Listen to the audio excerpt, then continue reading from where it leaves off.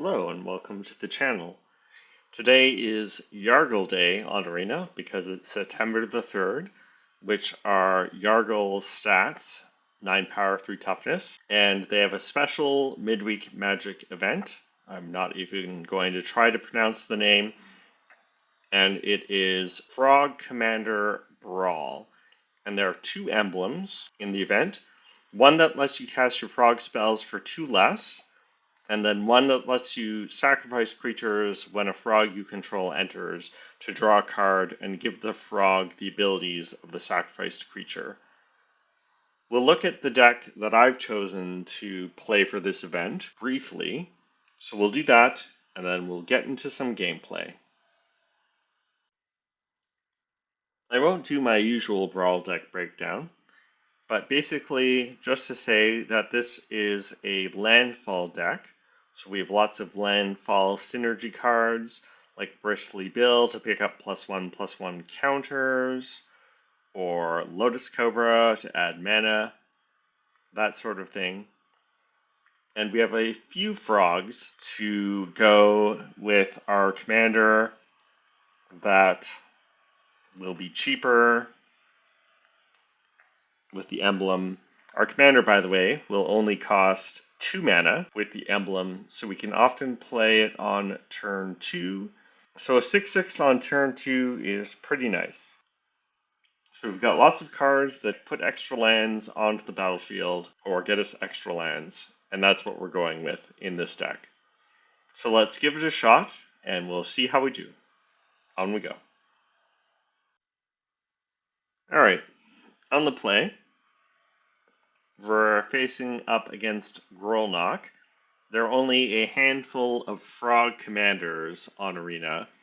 I mean, I'm not sure how many frog commanders there are in Magic generally, but Grolnok is definitely one of the more powerful ones because if you attack with frogs, which is easy to do in this event, you get to exile cards from the top of your library and play lands and cast spells from among them. So it's a great way to get card advantage, and this is one of the strongest commanders in the event.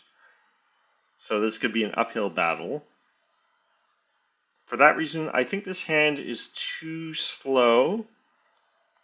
I think we want to look for removal for Grolnok, because they can play Grolnok in turn 2 and already activate Grolnok's ability if they have a frog in play on turn 1.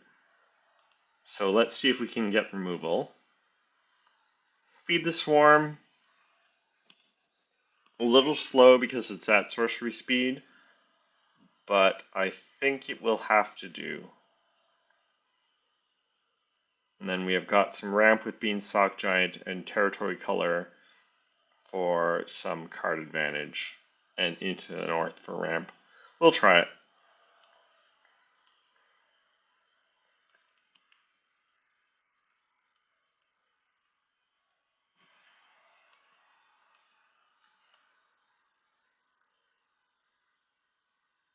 I could destroy the Steeple Creeper so that opponent doesn't get the advantage of attacking with it.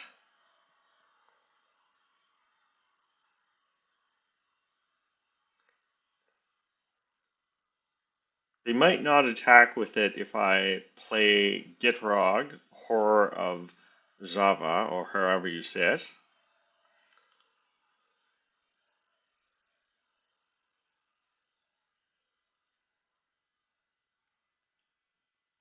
Because it's a free block.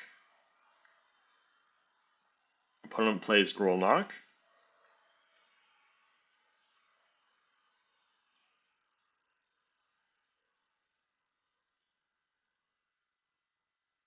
They don't sacrifice a creature. Alright.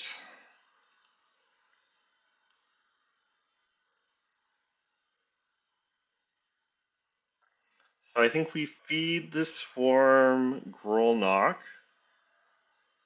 Now, despite the discount you get for frogs in this event, Grolnok is still a 4 mana value card, so we're going to take 4 damage off Feed the Swarm. We'll scry from Temple of Malady.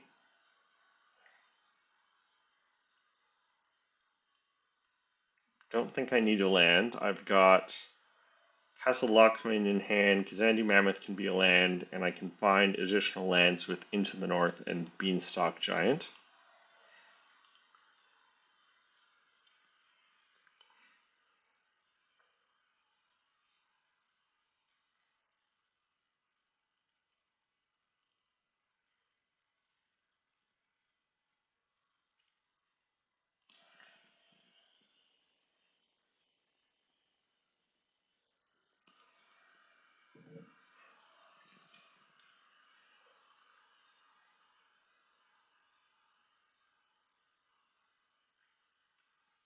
Opponent destroys my Gitrog with their Steeple Creeper, but they did have to 2-for-1 themselves to do it, and we can just replay the Gitrog next turn.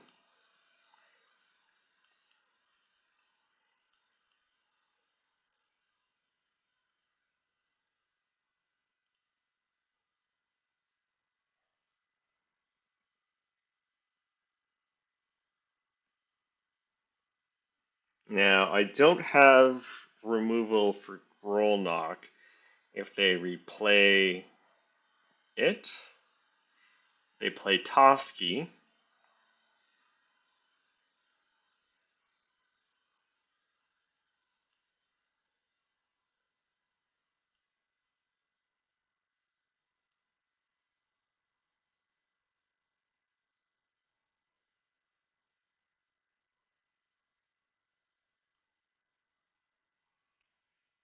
And that's good enough for opponent.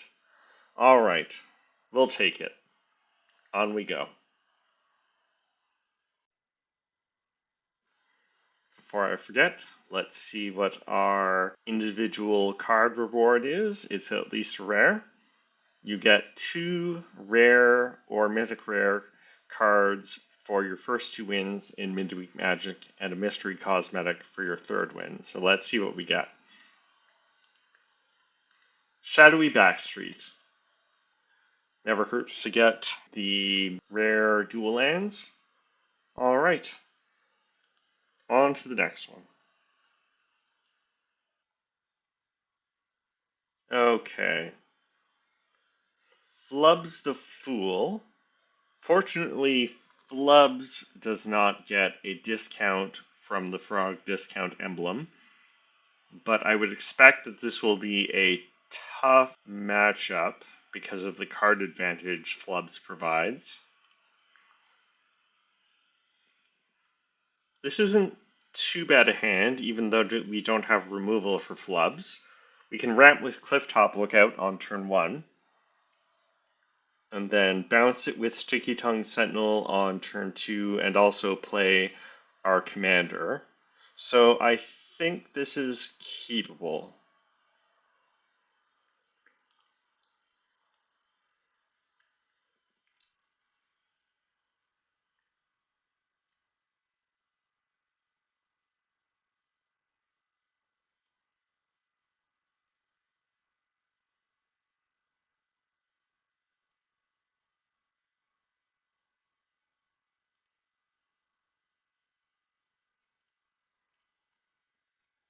It must be admitted that this deck doesn't make much use of the Sacrifice emblem. Opponent plays a tap land on turn 1. We don't mind that.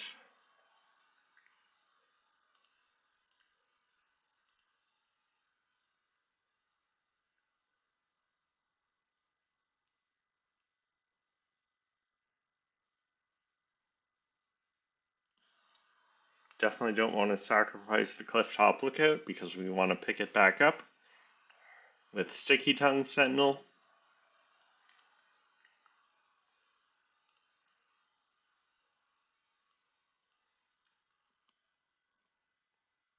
Hoping to draw a land.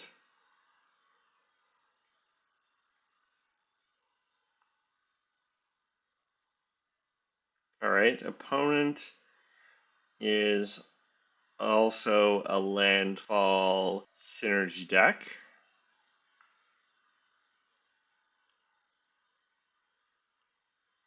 I could play Yargle, but I think we want to play Clifftop Lookout and Into the North.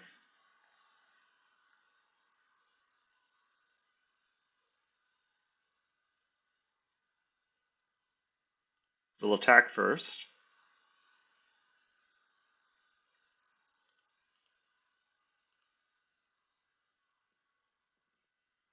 Opponent already down to 15. Getting a 2-mana 6/6 down early will do that.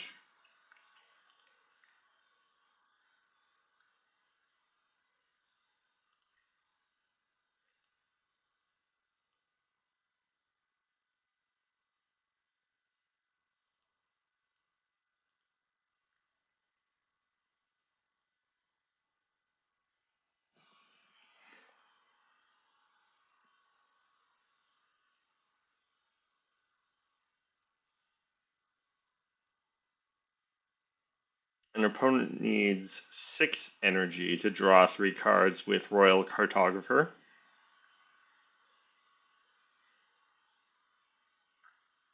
Passes with all their mana up.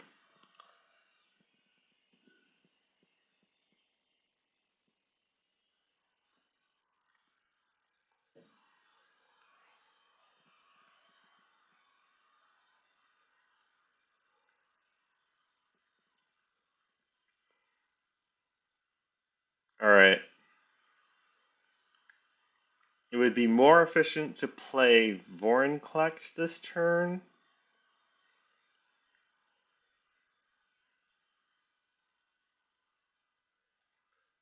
So we can do that after combat.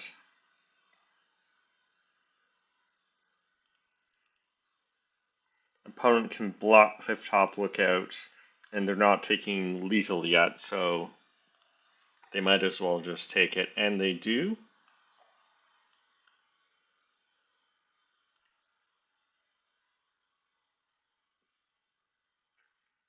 I guess opponent could be holding up a counter spell, but I don't really mind.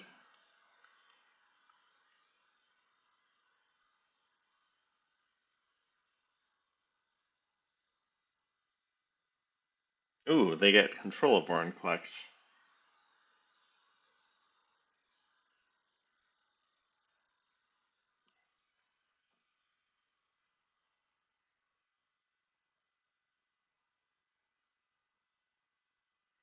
So it's a good thing we attacked first.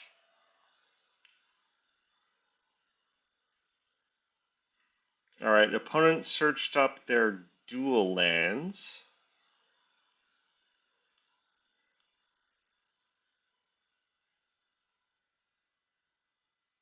Okay. So they can't afford to sacrifice a creature to Gitrog, or they can't block it.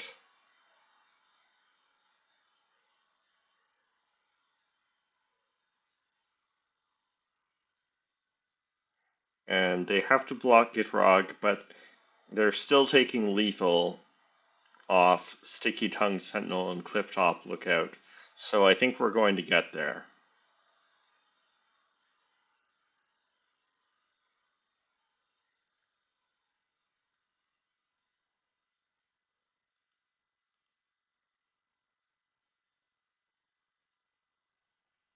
Alright, and opponent concedes. Okay. Let's see what our second rare reward is.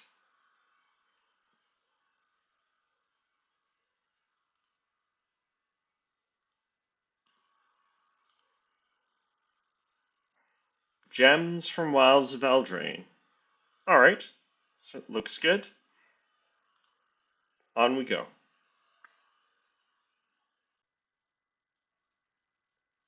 Okay, opponent's on the play, so that could be a deciding factor. They're playing the Gitrog Ravenous Ride, which is a mount from Outlaws of Thunder Junction. Iridescent Vine Lasher could be pretty good as a win condition if the game goes long. We've got Grey Slad on 1 and the Gitrog Horror of Java on 2. Need to draw a third land for this hand to be good, but since we're on the draw, we do get an extra draw step, so I think we'll keep it as we do have an aggressive start with a 4-1 into a 6-6 with Menace.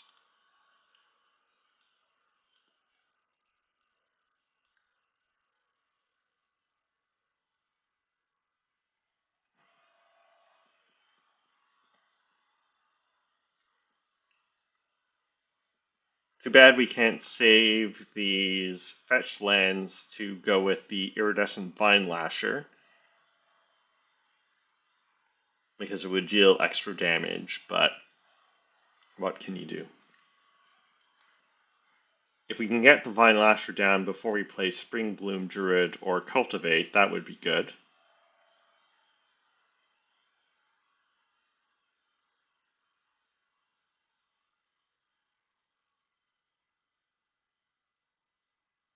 Alright, opponent leads off with Phyrexian Arena. We draw a land, which is excellent. So despite opponent being on the play, we're the ones getting off to the fast start with Grey Slad into Gitrog.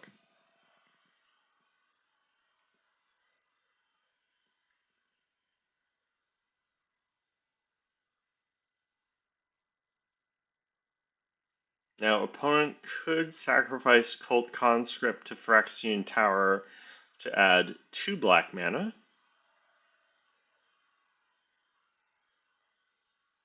They do not.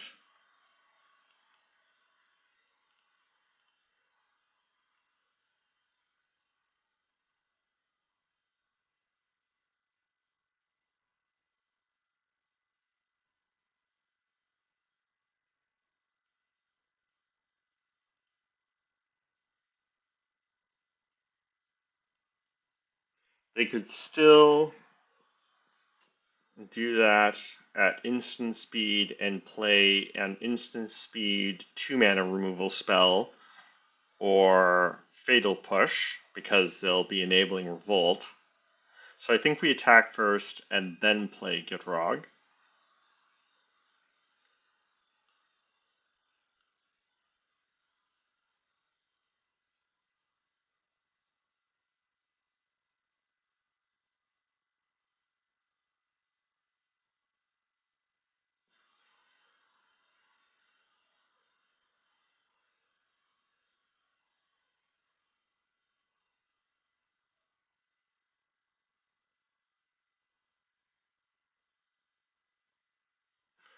I think we keep Grey Slad on the battlefield as a potential attacker, although opponent can play the Gitrog Ravenous Ride this turn.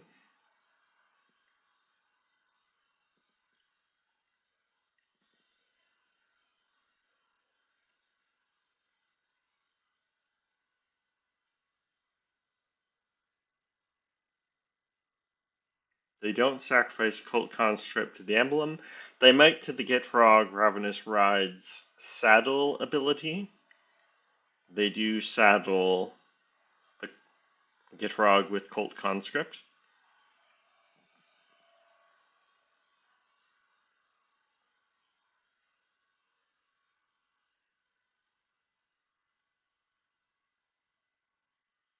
Now we could block the Gitrog Ravenous Ride with our Gitrog, which would deny them the ability to draw cards and put land cards onto the battlefield tapped. And our Gitrog costs 1 mana less than their Gitrog, so I think we do it.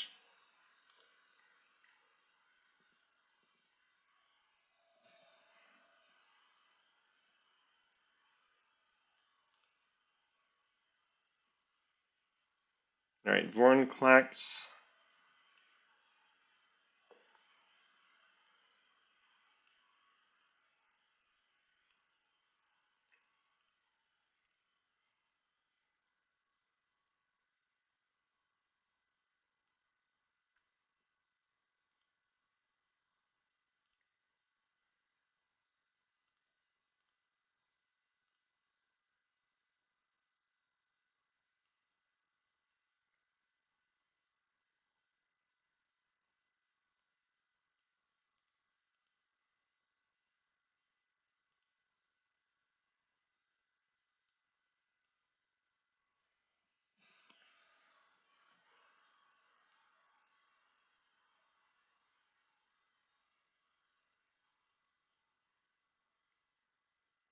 Slimefoot is an interesting play,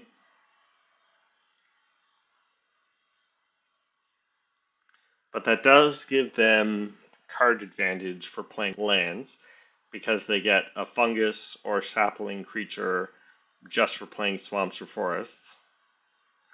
Now, interestingly, they did not return the Gitrog Ravenous Ride to the command zone, which suggests that they might have a reanimation spell.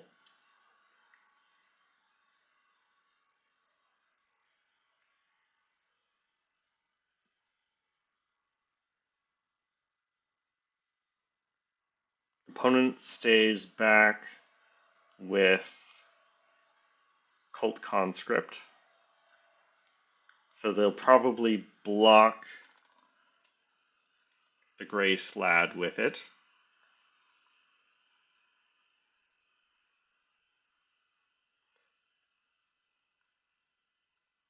I don't think I mind. The fewer creatures opponent has on the battlefield, the better the Gitrog's ability is.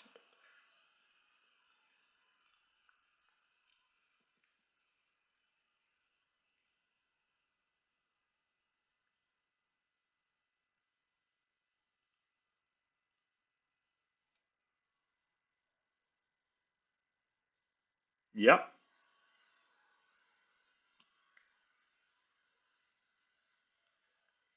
And then I would love to get Iridescent Vine Lasher out with Offspring, but I think the most efficient play is Vine Lasher for one, and then Gitrog. Play a land, Gitrog, that is.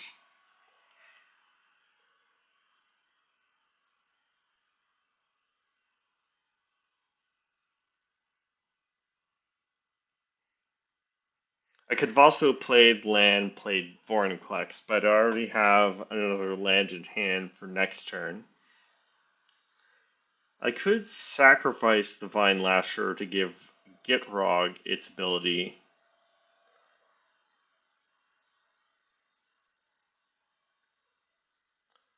But I feel like that's putting too many eggs in one basket in case opponent has removal, so I'm not going to do that.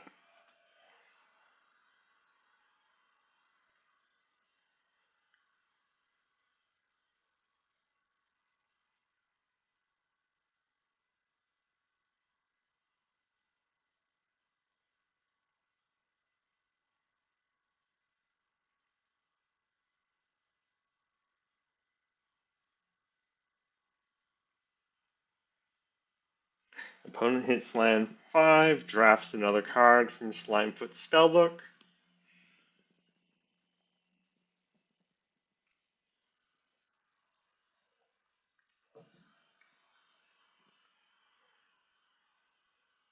Plays Swarm Shambler.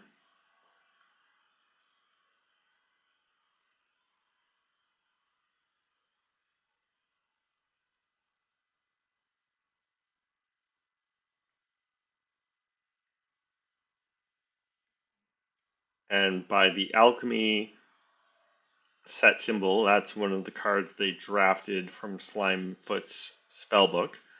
And then they also play Gwenna.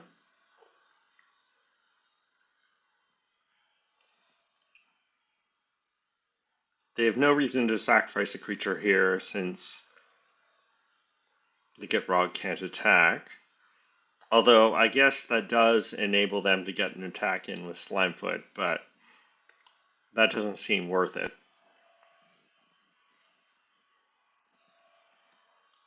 Frog Hemoth. Okay.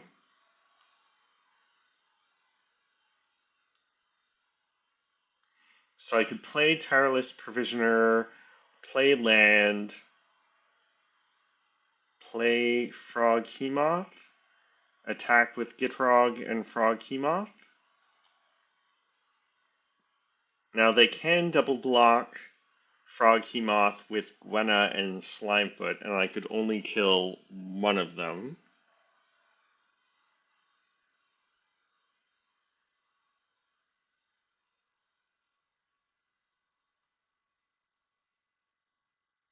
But I think that's still fine.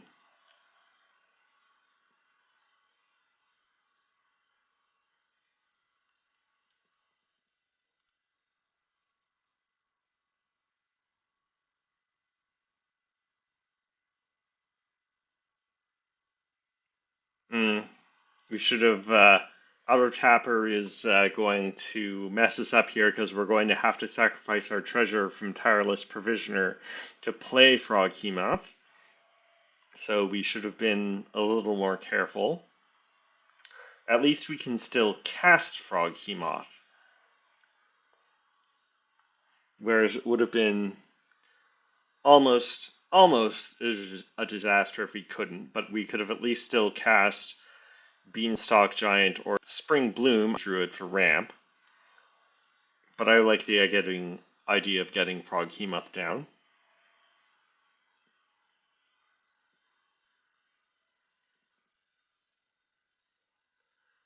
Again, I think sacrificing a creature to Frog Hemoth is putting all our eggs in one basket, so I'm going to not do that. Opponent sacrifices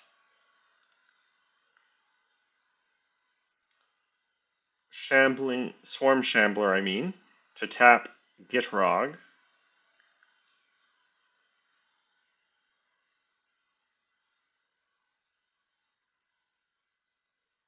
Which ramps us, triggers the Vine Lasher and the Tireless Provisioner.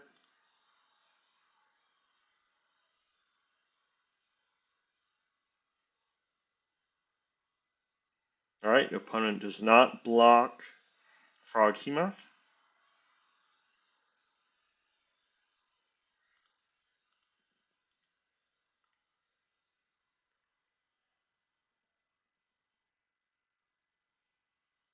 So whatever graveyard recursion they had planned for the Gitrog, they don't get to use.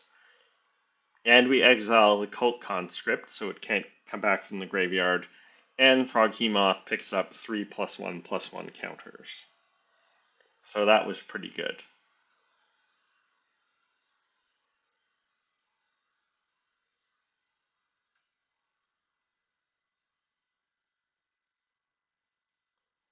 Blood Vial Purveyor.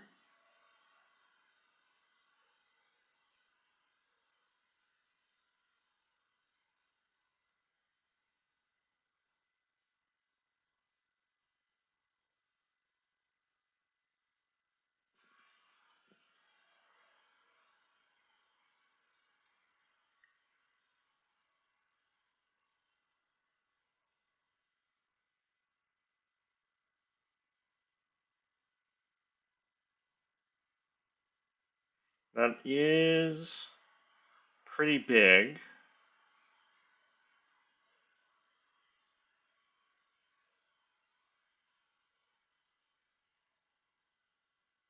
They can sacrifice the Servo to tap Gitrog, which triggers Marionette Apprentice.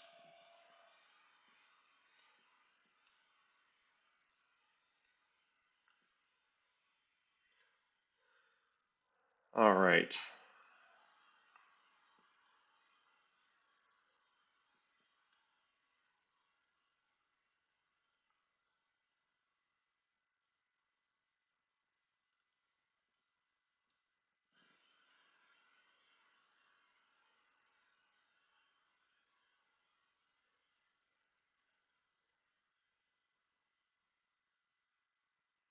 opponent does not sacrifice a creature. So I'm guessing they intend to double block Gitrog. Or maybe Froghemoth.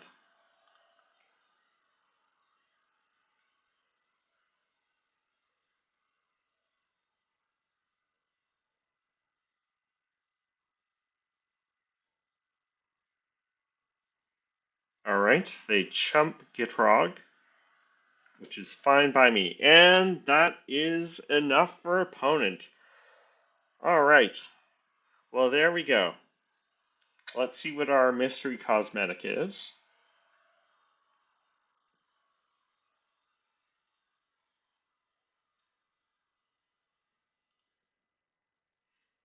I wasn't sure how well this deck would do because I wasn't taking full advantage of the frog synergies.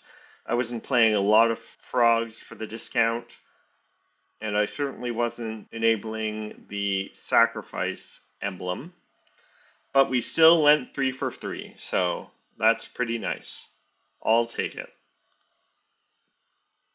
And we got a Parallax card style, which is the most common cosmetic on Arena, so no surprise there.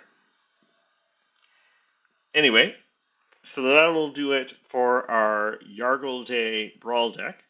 Hope you enjoyed. Thanks for watching. If you thought I should have made the deck differently or made any plays differently, let me know in the comments. Please like and subscribe. Thanks very much. Have a good one, and I'll see you next time. Bye.